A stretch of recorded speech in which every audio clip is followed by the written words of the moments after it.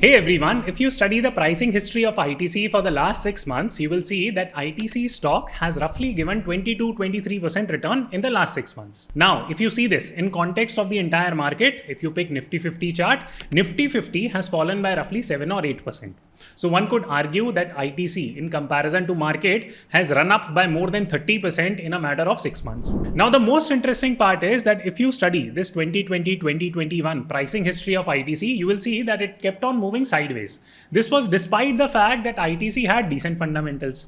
Now, it's not as if that fundamentals have greatly improved and it has started running. So the bottom line that I'm trying to prove is that sometimes stock run up despite not any major change in fundamentals. You yourself might have observed this, that sometimes companies announce results and results are great. You are expecting the stock price to go up, but the markets open and the stock price actually goes down. And the opposite happens, that the companies post horrible results, but their stock price goes up. So let me know in the comment box, why do you think that happens? On this video, I'm going to tell you very honest, straightforward reasons to this entire dynamics. According to me, stock markets are deeply rigged. I will show you proof. I will talk about 5 specific points and case studies which will prove beyond doubt that stock markets are rigged.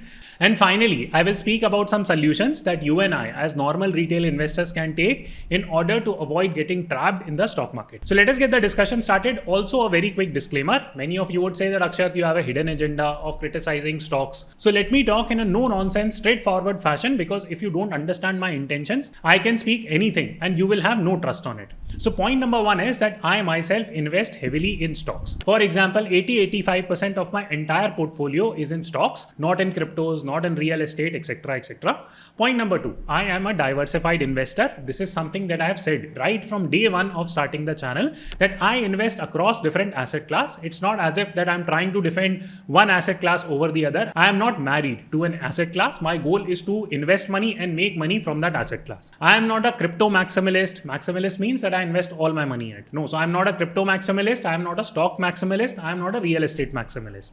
Third key point, Akshat, you get sponsors. So if you criticize stocks, then you will probably get more sponsors from cryptos. Okay, so point number 1 is I make money through YouTube sponsorships. I get money through stock companies, crypto companies, health insurance companies, etc. etc. So there is no incentive in terms of me pushing you in one direction over the other. And having said this, I maintain transparency. For example, when IPO season was going on in India, I used to get a lot of emails. Please invite our CEO to your YouTube channel and take like this amount of money from him, pump up our IPO. Did you ever see me do such a chat? I have never done it. I will never do it. And I will also speak about shady practices in IPO rigging as we move along the video. And see folks, you have made me whatever I am on YouTube, and I would never cheat you. It can happen that if I talk about certain stock and it does not go the way I expect it to go, all those things can happen with any investor. And I keep on talking about even those stocks. I keep on releasing videos on the stocks where I'm making losses also. So my goal is to be transparent with the community. I show live investing also. Whatever transparency I can incorporate,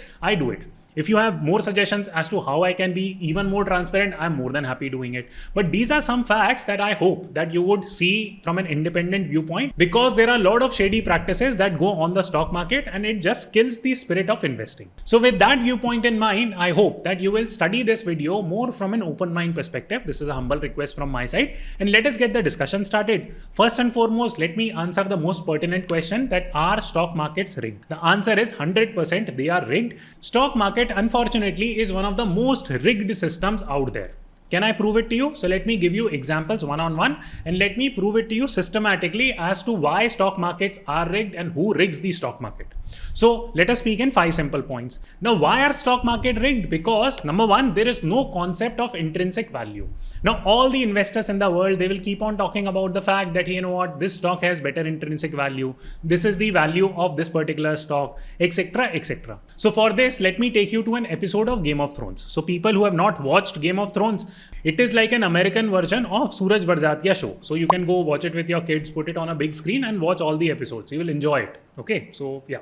So let me take you to this particular episode of Game of Thrones, and just to help you set the context, this person here, his name is Littlefinger. So he is a minister in the King's Court. Now this is the Queen, and they start debating about a particular concept called as power. So Littlefinger, the minister, he said that, you know what is power according to me? Knowledge is power. So the Queen got a little bit angry, a little bit miffed, and she ordered her soldier that go grab Littlefinger and cut his throat.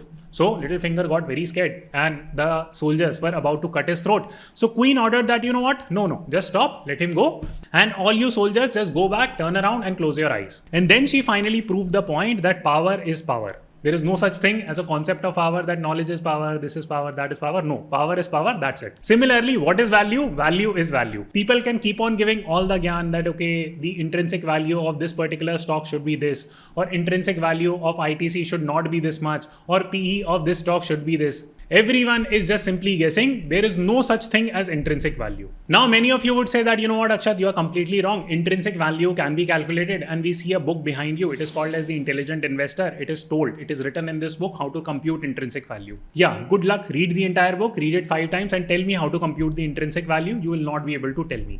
There are weird mathematical formulas that you can use, and let me explain one of the most prominent ones. It is called as present value of future cash flow model, and this is one of the Excel building exercises that people have fun with in terms of generating the stock value. And using this model, I can prove any stock to be overvalued or undervalued. But let me give you a very quick summary of what exactly is present value of future cash flow. So present value of future cash flow is very simple. So let us work through a hypothetical example. So let's say that ITC's revenue this year is 100 crores. Next year, let's assume that it goes to 110 crores. Then year after that, it goes to 120 crores, so on and so forth. So there is a terminal value. Terminal means that when the company ends, right? So there is a mathematical formula associated with it. So this becomes your cash flow every year. Now what you do is that you assign a discount rate, right? And you build this mathematical formula and you discount all these cash flows as per today. What is the present value of all these future cash flows that ITC would be making? Now here there are a ton of assumptions. For example, there is something called as this X. This is called as discount rate. Now every company, depending on this industry sector, will come up with a discount rate.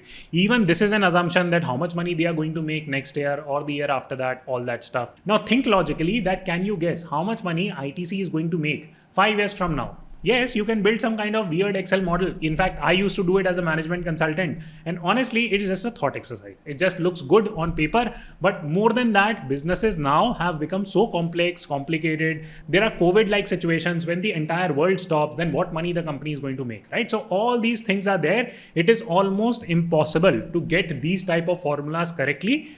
So therefore, you can't boil down stock investing to a formula.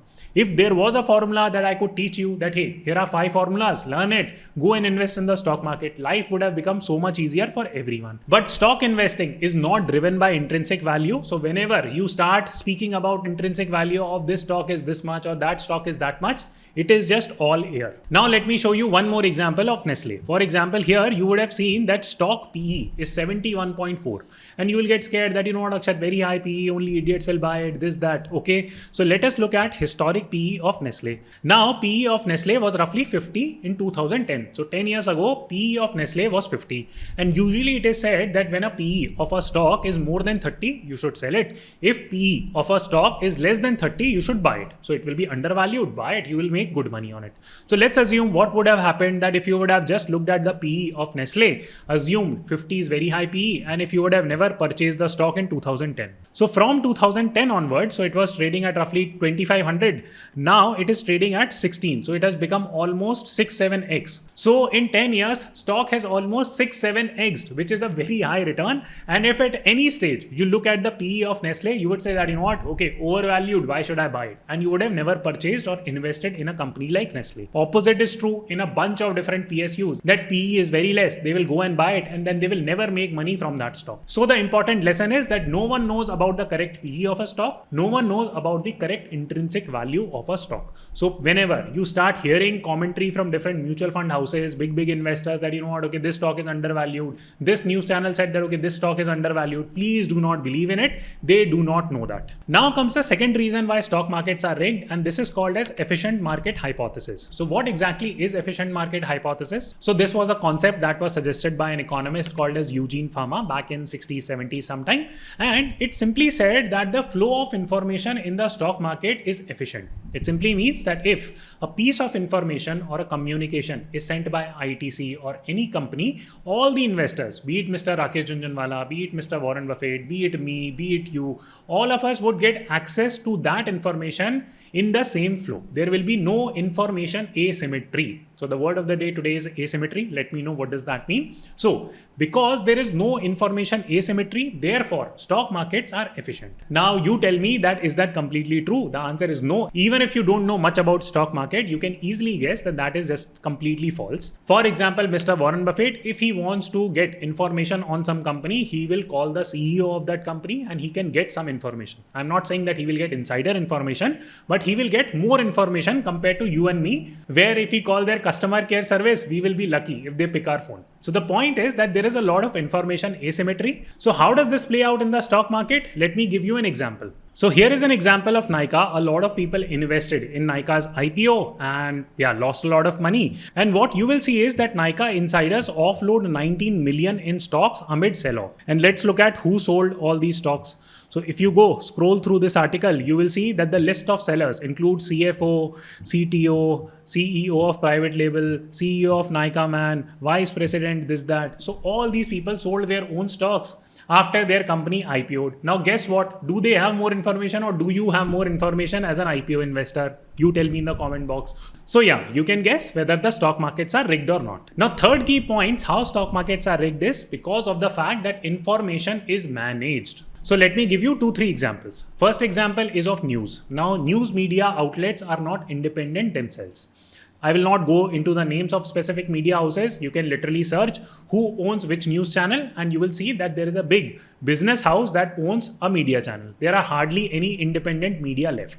You will say that no, YouTube is an independent media. So let me tell you another story here. So there was a big Indian promoter. Now I cannot take the names of those promoters because I will get sued. So that big Indian promoter had recently purchased a company and it was a very high-rated company. And he said that, you know what, I am going to do a FPO, follow on public offer. I got an offer from their team. So their team reached out. They said that Akshat, here are 10 points, good points that you need to talk about this company. And you should not speak even one negative point about this company. Here is the money. Please go and shoot this video. So I did not shoot that video. Neither that video is on my channel and I would not do such shady things. So if you're a promoter and if you want to jack up your prices, please do not reach out to me. This is an open statement and I will not be doing such things. Bottom line is that you can go and I am sure that you would have guessed the name of that company. There are a lot of people who made such videos. So even YouTube is not independent. Now, in all honesty, here are a few quick points and I'm taking a detour from the main video here. So please understand that number one, majority of the YouTubers are pure YouTubers. For example, I am not a pure YouTuber. Majority of my job is to run my own VC fund.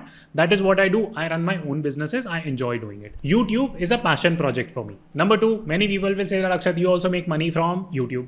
So folks, first and foremost, there is nothing wrong in terms of making money as long as you're doing ethically, as long as you are adding value to people, right? So I'm not here to give a lecture on ethics or something like that. That is besides the point. Point number three, which is the final point, that sometimes people's entire source of income depends on YouTube. So they do this type of stuff. So if you see many YouTubers talking about a particular IPO, giving it good reviews, please do not believe in it. Please use your brain. Stock market is manipulated. Information is manipulated by news channel and nowadays with YouTube. I can speak about it honestly because my goal is anyways to dissuade promoters who want to reach out to pump up their stock. So I'm anyways not going to do it. So that's the point. I hope you get the message. Now comes point number 4 as to how stock markets are manipulated, so to say. It is because of the fact that you don't get timely information as a retail investor. Now, what do I mean by that? Now, let me talk about disclosures. So for example, when some big investor buys something in huge amount, there are two ways to track that data. One is called as tracking the bulk or block deal data, or second is that looking at the quarterly filing. For example, let's work through an example that if there is a big fat investor sitting in India and he or she decides to buy, let's say 500 crores of company. Now, most likely that will be disclosed by the end of the quarter. So you will get that information very late, that whether that person entered this stock, how much stock they have sold, etc., etc. You will not get real-time information. Meanwhile, you can track bulk block deal data. What is bulk block deal data? So these are major moves that investors have made on that particular day. So today I'm shooting this video at almost 3 p.m. IST on 24th June. And if I go on NSE's website to get access to bulk block deal data, which data will I see? I will see it on 23rd June. So I'll see the previous day's data. Today's data, which is 24th June, will come in the evening. So the point is that I will get this data very late. So let me prove it to you that how this can be a problem. So for example, you can see Ambani Organics Limited has been bought, right? So a big quantity of this stock has been purchased, which is 50,000. Also, you can see that Computer Age Infocom Limited has been bought by this particular company, and this is the client name. But the problem is that you are getting all this data on which you can act after 24 hours, because you will get this data in the evening. Then tomorrow morning, you are going to make a call whether to buy this based on this information or not. But the big move has already been made. So this becomes a problem that you are not getting any real-time information on the stock market, and big fat investors know this. There have been countless examples of some of the biggest investors in India moving the Zeal merger, right? So you can go read about it, Zeal Sony merger, who did what. You can go read about the fact that which big fat investor sold their holding in steel company before the Indian government made the announcement of export ban in it. So the problem is that these big fat investors can act on information in a timely manner, which you and I cannot. So even with their big moves, our portfolio goes up and down. Now comes the fifth and final point about stock rigging, and many people would not like this when I say it, and I might be sued also, I don't know. But the bottom line is that many stocks are pump and dump stocks. For example, these days there is a fashion to talk about tulip mania, but people do not even research what tulip mania is. So let me show you the picture of tulip mania first and foremost. There is a very clear pump and there is a very clear dump, as you can see from this chart. It's not as if that tulip prices were falling a little bit, then rising a lot, then falling a lot, then rising a little bit. Nothing of that sort. It was a very clear pump and very clear dump. Now let me show you very similar with BCG stock, which is the Brightcom group, not the consulting company. Here is a video that I had made 6 months ago. And let us look at the performance of the company in the last 6 months. So the stock has corrected by roughly 70%, right? And when I made that video, I got so much heat on Twitter. There were like analysts tagging me that, Akshat, how can you make such a video? This is not a pump and dump, this, that. In fact, SEBI came out saying that, hey, there should be a forensic audit that should be done for this company. See folks, I'm not against the fact that something cannot fall by 70%. It very well can, that's not the point. But SEBI ordering a forensic audit of that company, that looks like pump and dump, because stocks are supposed to be highly regulated entities. So how can you create fictional accounts? Second key thing, look at the financials of the company. So between 2016 and 2021, you tell me how much the revenues have gone up by, or how much the profits have gone up by. Does it deserve such a steep price rise from approximately 4 rupees to all the way to approximately 120 rupees? Now the stock has started correcting, and you tell me whether this looks like a clear pump and dump, something like tulip mania or not. So I have shown you enough instances as to how this pump and dump scheme plays out. Now comes the natural question that, okay, why is it then people invest in the stock market? Okay, big fat investors with huge money, they of course have an incentive because they are competing on information advantage. You don't have money, they have insane amount of money. So whatever little money you are left with, they are going to take away if you keep on investing in ridiculous companies. So this is point one as to why rich people invest, and it is completely logical for them to invest in the stock market. Second key point, why is it that retail investors invest? They invest because of greed. They want to make very quick money. They want to get rich very fast. If you go on YouTube, there is so much interest in finding stocks around penny stocks, multi-baggers, this, that. So people keep on looking for these type of videos. And whenever I have made penny stocks videos or multi-bagger videos, I specifically say that there is no point or method to finding multi-baggers or penny stocks. But people will join Telegram group also, WhatsApp group also, this group also, that group also. By the way, I am not running these groups. There are a lot of scams that are happening. That is beyond my control. There are a lot of scamsters that are showing up. So please do not give your money. I will not ask you to invest in this scheme or that scheme. I teach you on YouTube. I run some courses. That is the only thing that I say. I never tell you that go invest 100 rupees here or $1,000 here. Never ever. If you're getting such messages, it's not me. So please verify before you act. So coming back to the topic, retail investors get lured by promise of quick returns, which is a horrible way. You will not be making returns, because making returns in the stock market is getting harder and harder by the day. One tip that I will give you, please learn macroeconomics. That is your only friend in terms of making money in the stock market. I have been using macro techniques to making money, and I've been making decent returns. How much returns? Show me your returns. I don't want to get into all that. If you trust, you learn macroeconomics. If you don't want to learn, don't learn. But think about it this way, that macroeconomics is one area where you and big fat investors have the exact same information. So it's not as if that there is information asymmetry on that. Now comes the final point, that is there something that you can do? So a few key tips. Number one, please learn macroeconomics. Very, very important. I teach a lot of macroeconomics absolutely free of charge on YouTube. please go and watch my macro videos. That is tip number 1. Tip number 2, please invest in fundamentally strong companies. But you'll say that Akshat, there is no such thing as intrinsic value. You're talking about fundamentals. Fundamentals means profit-making companies, revenue-making companies, companies that can defend their competitive advantage. Therefore, it is said that invest in businesses, not stocks. If you invest in businesses, if the business does well, then at some stage, stock price will move in relation with the fundamentals. So please invest in fundamentally good companies. That is a simple message that I will give. Third key point, that please try to grow your portfolio slowly. There is a race that is going on. Every trader is sharing their book on Twitter that I'm making like 30% profit every single day. I will beat Rakesh Jhunjhunwala, Warren Buffett, Moinish Pabrai combined in another 5 days. All that is complete bullshit. Please do not believe in all these things, and people are selling you stuff that, you know what, here is my course, buy it, I'll help you make 55% profit every single year. That is a fake course. Please do not buy such thing. There is something called as ethical marketing. There is no problem in selling your products, but do it ethically. If you start proving that a 15-year-old kid can get like a 5 crore package from Google, it is just mindless marketing, and it just shows that you have a poor product to sell. So please believe in yourself that you can only make slow profits, and there is nothing wrong in making a 15-20% CAGR every year. If you do that consistently, your money doubles every 4 years, which is a very, very big amount. So please keep that math in mind and do not run after lucrative schemes. And even if you're putting your money in risky assets like penny stocks, small cap stocks, even cryptocurrencies, do not invest huge amount. For example, my portfolio, I am tired of saying over and over again, is not more than 10 to 20% of crypto investment. And that too, when I have faith on the fundamental value of some good cryptocurrencies. Is that a push from my end that go and invest in cryptos? No. Please use your own judgment, but please do not create a portfolio where you are trying to get like 100% CAGR every year. That is not going to happen. You will lose your money. Now comes the final point, that please stay diversified, please diversify your investment, and please stay in diversified products. For example, if you know how to diversify your portfolio, do it yourself. If you don't know how to diversify your portfolio, you can consider small cases. They have launched a top 100 small case portfolio. You can go check it out. If it makes sense to you, invest in it. So they will diversify it for you. But the bottom line is that diversification should happen. That is the simple goal. That is the simple message that I want to convey. And I wish that more and more people understand the practical realities and practical difficulties of making money in the stock market, because it is a serious game. Your wealth is at risk, your financial well-being is at risk. So you should take multiple confirmation points before investing your money in anything. Thank you so much for watching this video, and I will see you soon.